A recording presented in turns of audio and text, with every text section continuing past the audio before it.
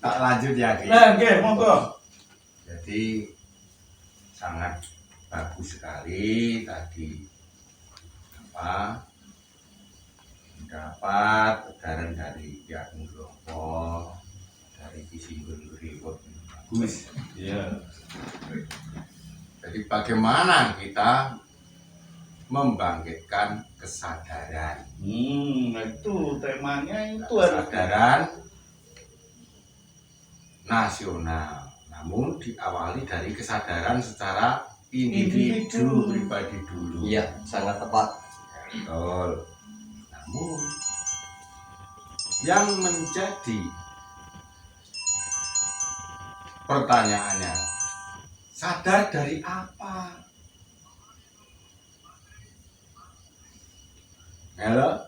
ini Kan dari ketidaksadaran. Dari Iya. kesadaran. Tidak sadar akan apa? Bahwa sesungguhnya kita sudah terlalu lama hidup dalam ketidaksadaran, hidup dalam ilusi, hidup dalam bayang-bayang, hidup dalam mimpi. Ketika kita bisa bangun, bahasa Ki Ageng Grompol tadi, lilir dulu. Sebelum bangkit harus lilir dulu memang. Lilir dari mimpi-mimpi, dari angan-angan tadi.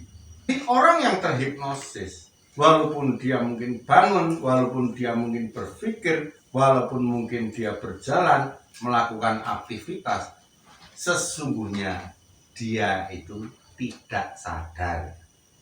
Maka betul tadi, perlu disadarkan dulu. Hipnosis seperti apa yang membelenggu kesadaran kita tadi?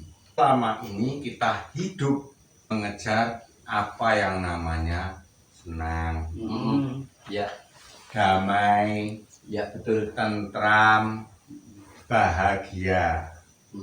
Bahkan kita pun berharap kelak kalau sudah mati berada dalam situasi yang bahagia, nikmat, kan seperti itu. Mari kita kaji, apakah hal itu bisa kita realisasikan? Tentu tidak bisa. Kenapa tidak bisa? Karena keadaan alam dunia jagat yang nyata ini, dua sisi yang saya sebut setangkep atau sepasang ini selalu berjalan beriringan. Jadi ketika seseorang mengejar kesenangan, mengejar kedamaian, mengejar kebahagiaan, istilah Jawanya pasti kecil. mesti sing susah ya nusul. Seneng ta ya piye? Jadi rasa senang, rasa bahagia, rasa syukur itu hadir secara spontanitas, secara otomatis, manakala apa yang kita harapkan, apa yang kita inginkan itu terjadi. Ya. Namun sebaliknya, ketika apa yang kita harapkan, apa yang kita inginkan itu tidak terjadi, tidak tercapai, tentu akan muncul perasaan yang sebaliknya.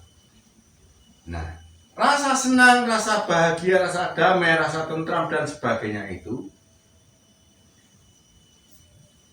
muncul tadi ya ketika apa yang kita harapkan itu terjadi. Namun dia itu hanya muncul sekejap saja, sebentar mudah layu, mudah expired, berganti dengan permasalahan-permasalahan, hal-hal lain yang membuat kita kemudian merasa susah lagi, merasa menderita lagi dan sebagainya. Contoh yang mudah adalah di saat kita lapar. Baik baik seseorang itu memiliki banyak uang, memiliki banyak makanan, ataupun seseorang itu bahkan tidak punya uang dan tidak memiliki makanan. Nah, saat seseorang merasa kelaparan, dia berharap mendapat makanan. Dia berpikir ketika makan nanti pasti rasanya kenyang dan rasanya enak. Dia senang. Betul.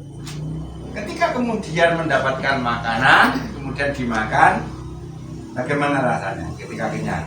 Senang. Ayam. Terus senang ayam terus? Tidak. Lemon. Saya belum bicara tentang lapar lagi.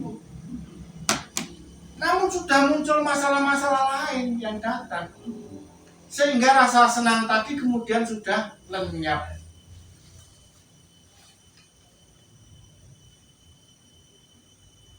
Begitu seterusnya. Demikian pun rasa sedih, rasa senang, seperti itu. Jadi sesungguhnya keadaan yang serba berpasangan ini hanya untuk merawat hidup kita. Entah itu lapar, entah itu kenyang, entah itu sedih, entah itu senang, entah itu mudah, entah itu sulit, entah itu menderita, entah itu bahagia. Dua-duanya nilainya sama. Dua-duanya sama bermanfaatnya buat diri kita. Akan tetapi selama ini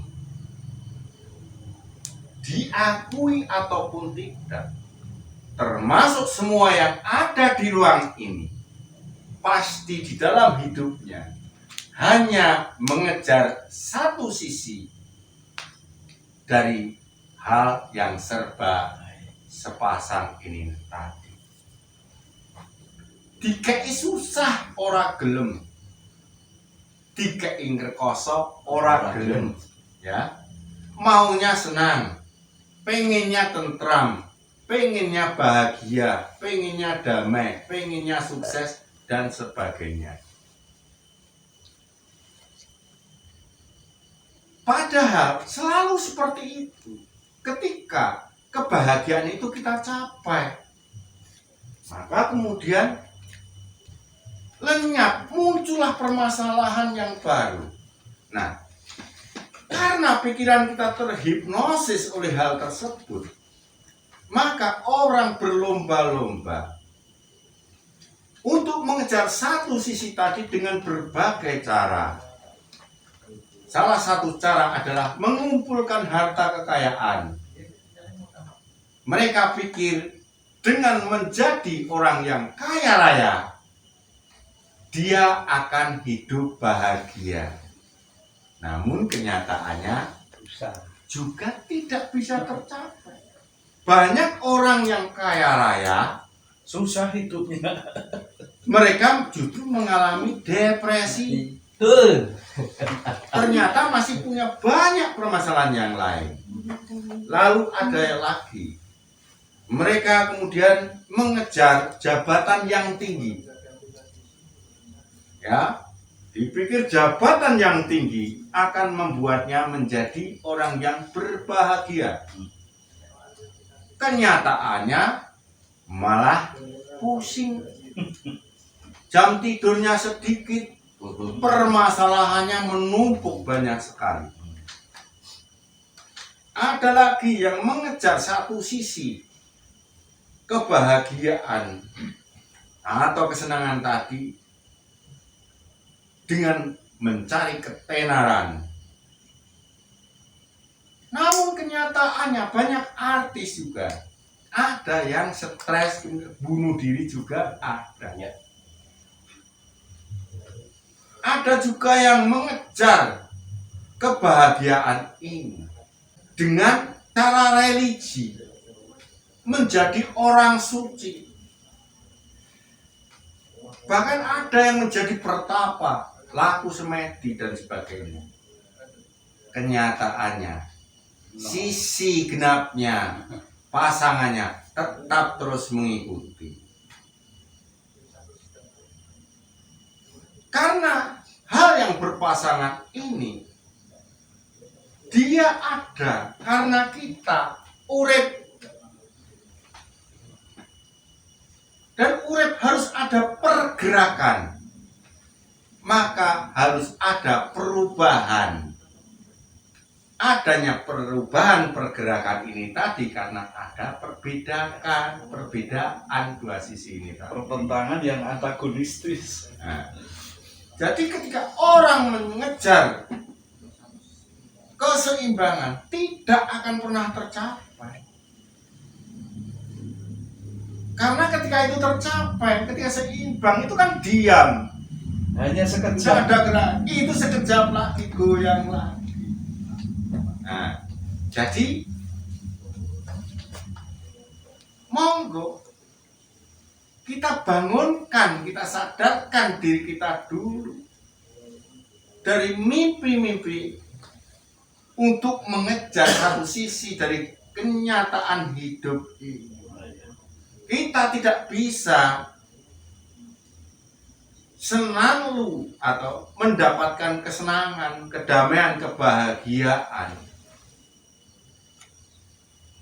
Namun hal yang kita dapatkan ini selalu oleh karena sebab pasangannya. Jadi ketika orang kaya misalnya, karena dia memang bekerja keras, ngerkoso, ya dah, Ya. tercapai ini. Yang ngerkoso lagi, seperti halnya dengan orang lapar tadi. Ketika dia makan, wes ayam nanti juga lapar lagi. Makan lagi, lapar lagi. Nah, termasuk rasa sakit yang kita miliki. Itu juga menyelamatkan kita. Coba bagaimana andai kata kita tidak memiliki rasa sakit. Ya, contohkan anak kecil. Ya. Balita. Diberitahu orang tuanya, jangan dipegang, itu api, panas. Dia tetap ngomong, dibentak orang tuanya. Jangan pegang. Dia takut gak megang. Namun di luar pengawasan orang tuanya, dia melihat api dipegang. Karena dia penasaran. Panas yang dimaksud itu seperti apa sebenarnya. Nah, ketika megang, nggak perlu ada orang yang menyuruh untuk atau melarang dia untuk megang itu. Namun adalah rasa sakit itu yang menyelamatkan. Nah, makanya bayangkan ketika kita tidak memiliki rasa sakit, Cepat mati. kena peso ya nggak sakit. Kakinya nginjak paku nggak sakit. Ya tubuh kita akan segera rusak. Jadi rasa sakit itu juga menyelamatkan kita. Rasa sedih menyelamatkan kita. Rasa sedih, kecewa. Contoh misalnya, Pak Juari ini nanam padi, kacang atau tanaman sayuran lainnya. Ketika gagal tumbuh atau gagal panen, ya tentu sedih karena itu manusiawi, muncul secara otomatis. Namun dari rasa sedihnya, kalau Pak Juari ini termasuk orang yang waras, tentu beliau akan melakukan evaluasi. Apa yang kurang pas? Apa yang salah? Kemudian meneliti tentang bagaimana pengairannya, pemupukannya, cara tanamnya, bagaimana fungisida, herbisida, dan lain sebagainya. Belajar lagi, kemudian dari tanam lagi, gagal lagi, sedih lagi, belajar lagi, sampai akhirnya kemudian menemukan cara yang tepat. Nah, namun ketika Pak Juari ini nggak memiliki rasa sedih, dia nggak akan pernah mau belajar. Mau itu padinya nggak tumbuh ya senang, mau akhirnya nggak punya uang ya senang, nggak bisa makan nggak karena nggak punya uang, nggak ada makannya ya senang, badannya sakit ya senang, setengah mati ya senang. Jadi mati tenan. Oh, wis kasih. Wis ora rasa seneng kok masalahnya. Seperti itu. Nah, kenyataan seperti itu. Namun walaupun saya berbicara, walaupun ini tidak detail, ya. Ya. Apakah panjenengan yang di sini saja lah, nggak usah nanti yang mendengarkan itu, benar-benar bisa menyadari itu? Kesadaran itu Tidak akan semudah itu. Karena apa? Jenengan sudah dihipnosis sejak kecil dengan wawasan, dengan pengetahuan yang seperti itu. Sok nek gede dadi iki ben sukses. Kita harus mengejar kesenangan. Belum lagi di sisi yang lain ada yang mengajarkan untuk mengejar. Sekarang ini bersusahlah payah kelak agar kamu naik motor itu bahagia. Nah, kan seperti itu. Ya. Jadi itu sudah menjadi pola pikir jenengan semua, bahkan yang ada di sini. Walaupun ini ada wawasan baru yang pasti ketika jenengan logika pun pasti masuk akal.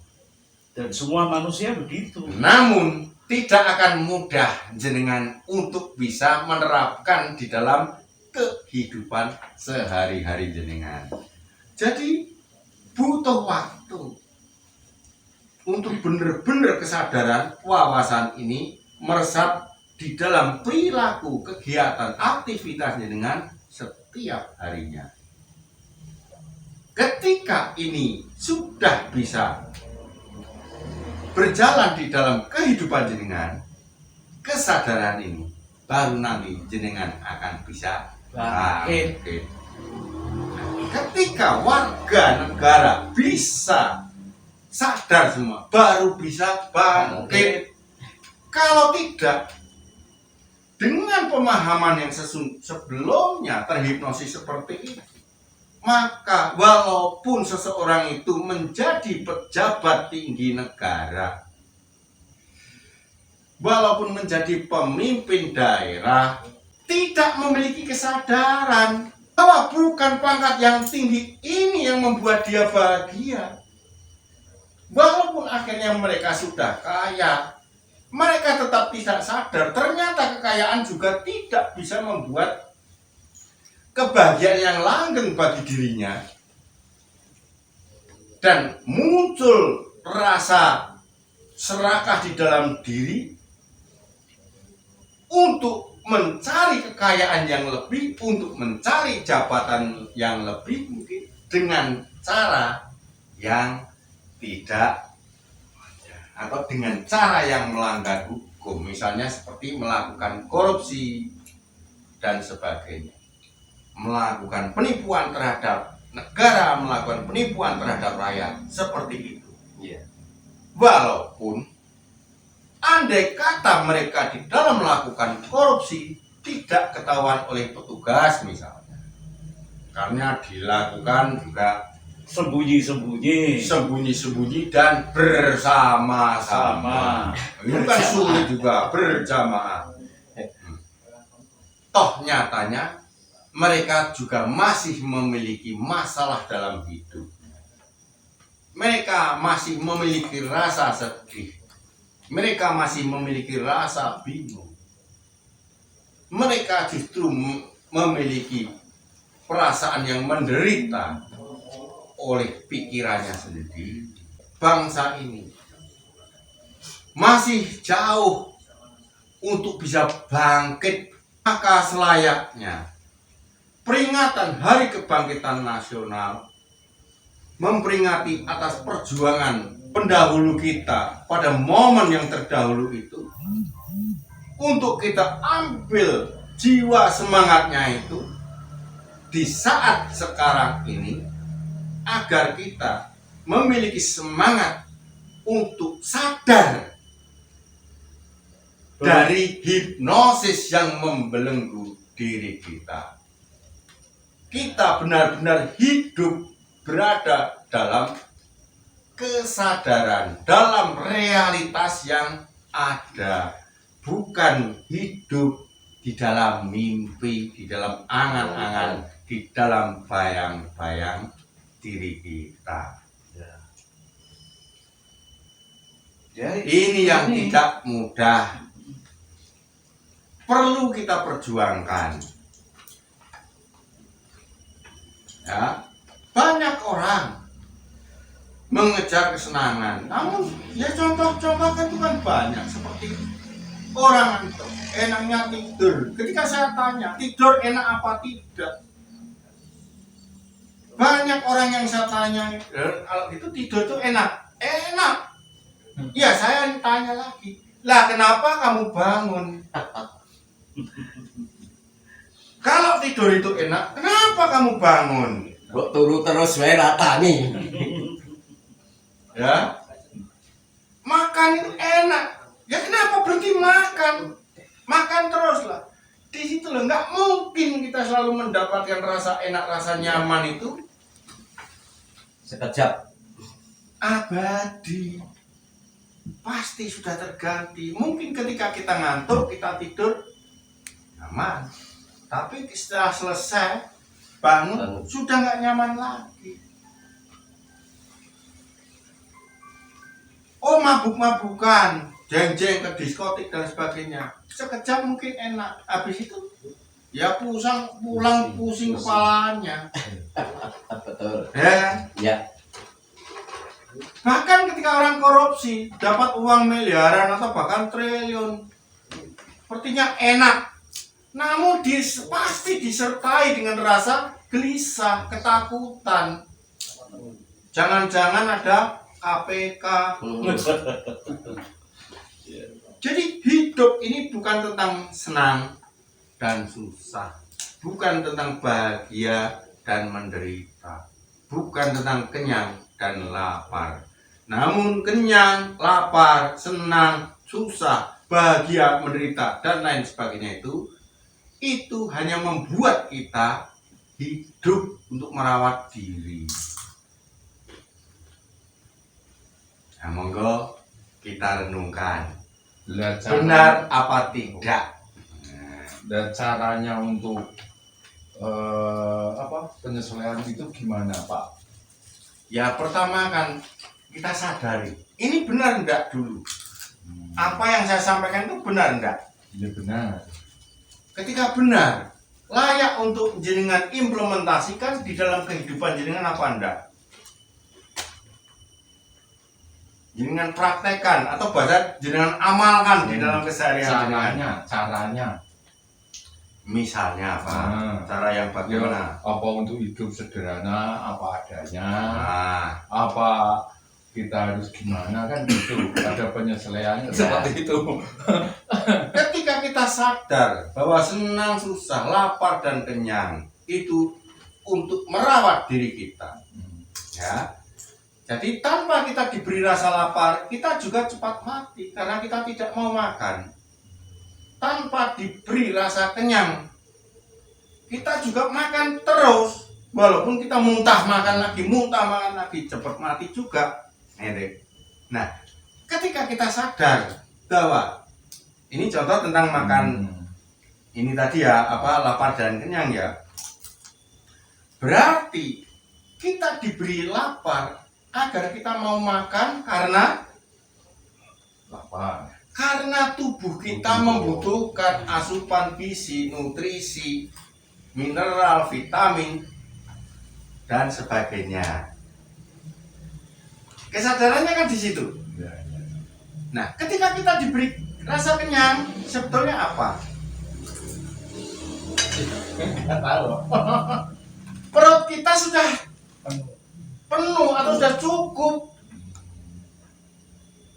kapasitasnya sudah terpenuhi sehingga kita harus berhenti untuk makan.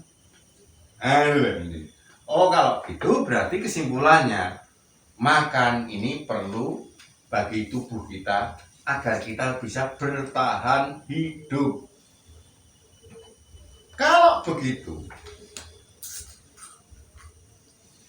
sesungguhnya kita tidak perlu menunggu rasa lapar, kita tidak menunggu rasa kenyang untuk merawat tubuh kita. Namun mungkin ini sudah waktunya kita makan, walaupun kita tidak merasa lapar, kita bolehlah makan. Dari kecil hingga sekarang ini kita sudah setiap hari makan, sehingga kita kan sudah tahu porsi kita nih. Oh, sekian saja cukup. Ora kudu ngrasakne wareg nanti kemlekaran misalnya kayak gitu. Itu satu. Yang kedua, karena ternyata itu kebutuhan tubuh, bukan kebutuhan psikis kita. Kita sesungguhnya tidak perlu memilih makanan yang mewah, makanan yang nikmat. Namun makanan yang kandungan nutrisinya, gizinya dan sebagainya itu sesuai yang kita butuhkan. Itu contoh kecil di situ di dalam makan. Jadi wah, ini enaknya ikan gurami bakar gimana? Itu aja harus rumah makan tertentu yang kita pilih. Sesungguhnya di sini loh kita over. Ya. Jadi seperti itu. Contoh lah, karena ini alami. Sebagai orang yang normal, tentu setiap orang dalam hal ini kita laki-laki memiliki libido misalnya adalah dorongan untuk melakukan seks. Namun sesungguhnya seks itu untuk apa? Sesungguhnya melakukan seks itu untuk memperoleh keturunan, sehingga dari laki-laki mengeluarkan sperma. Ya, dari wanitanya di sana ada sel telur agar sperma mampu membuahi sel telur, kan seperti itu. Namun kenyataannya secara alami manusiawi, walaupun seseorang tidak memiliki tidak bertujuan untuk memiliki keturunan, namun kan ada dorongan itu, rasa ingin melakukan hal tersebut. Karena apa? Karena kesadaran di dalam diri ini masih seperti kesadaran kanak-kanak. Sehingga muncullah rasa atau nuansa atau perasaan seperti itu.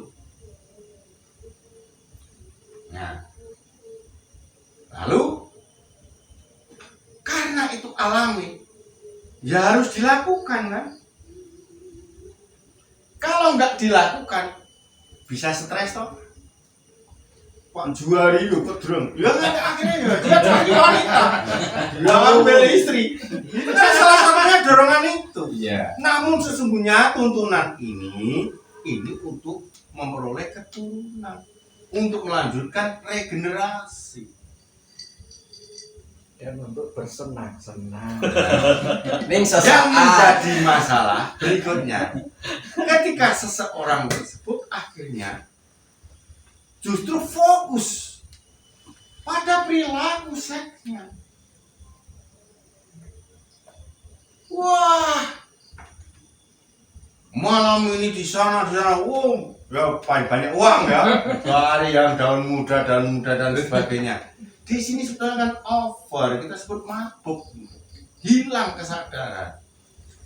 Atau bisa kita sebut sebetulnya ketika sesungguhnya kita tidak membutuhkan keturunan, misalnya dalam urusan seks ini, atau ketika misalnya dalam makanan, sebetulnya perut kita ini ya sudah banyak makan ini tadi, namun kita masih pengen makan terus, pengen makan yang enak-enak. yang mewah, yang mahal dan sebagainya. Itu sebetulnya tanda bahwa diri kita sedang sakit. Tapi bukan Pak Juweri loh. Ya ini semua, bahkan saya pribadi. Kalau mau mengakui semua pasti. Ini rata-rata pada gengsi mau mengakui. Nah, ini masalah gengsi atau tidak itu hanya ungkapan luar, tapi di dalam pribadi masing-masing kan ngerti. Iya. Nah, Betul. jadi sebetulnya apa? Diri kita sakit. Berarti nganu ya. Yang perlu dilakukan ketika diri jenengan sakit Iya. apa? Berarti dandani gen sadar ini dari hati ya.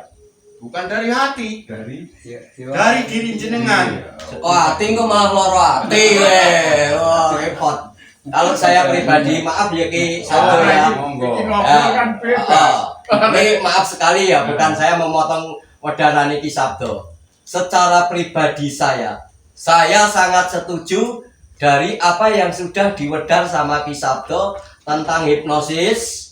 Dan semua itu hanyalah gebyar sesaat, tidak akan langgeng. Nah, di sini saya sangat setuju karena saya pribadi merasakan King Rombol, merasakan apa yang sudah diwedar sama Ki Sabdo. Jadi saya sangat setuju bahwa malam hari ini kita ngumpul, isine kebangkitan ya diwedar Ki Sabdo iki. Ning sing ngrasake aku lho. Awak dhewe. Iya, aku dhewe, aku mau ngejak sapa-sapa. Lo nek tak jak ya nek cocok ora cocok aku tok padu tok gelo. Loh, ini secara pribadi sih kan gitu Ki Sabdo. Ini tadi seperti itu. Nah ora tak takoni tak jawab ngono kan ora medar kabeh. Loh, anane sampean takon ngono ki mau Ki Sabdo ki butuh urip. Ya. Gen urip nuansa iki kan ngono. Justru pertanyaan-pertanyaan itu kan penting. Bahkan barangkali masih ada hal yang saya belum paham ketika ditanyakan. Saya kan butuh belajar. Oh, iya. Loh iya, harus jujur seperti itu. Iya, Iya, sangat iya. tepat Ki Sabdo. Kita tetap belajar ini King Rombol. Mulai iki urung iso bangkit. Nek sira-sira ki ora sadar. Iya, Ya mulai iki Makanya membangun Ah. kesadaran terlebih betul. dahulu. Jadi Iya. nomor 1 slogannya malam ini di hari kebangkitan Iya. ini. Ayo do sadar. Kesadaran Bisa. Sadar saka hipnosis. betul Ki Sabdo. Itu saya sangat setuju ini.